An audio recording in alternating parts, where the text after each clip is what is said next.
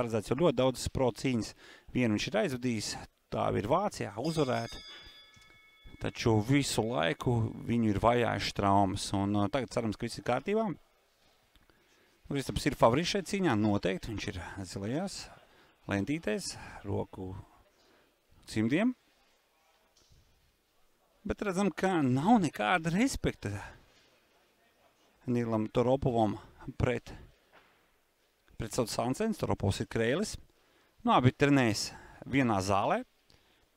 Dažādi treneri, bet, manuprāt, abi divi, arī Toropovs ir ticis arī pie Kaspara Jevdokimova, kurš ir, atvainojos, Kaspara Semjonov, kas ir Jevdokimova galvenais treneris, un Jevdokimovs, viņš izjūt.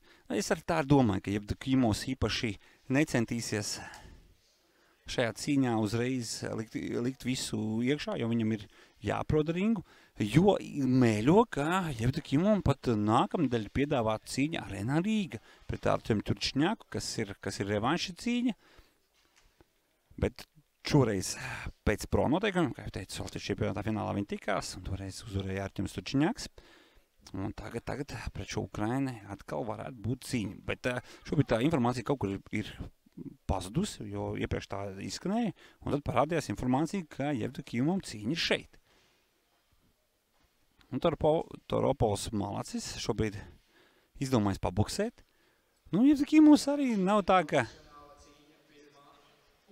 nu, te 5 minūtes, tomēr.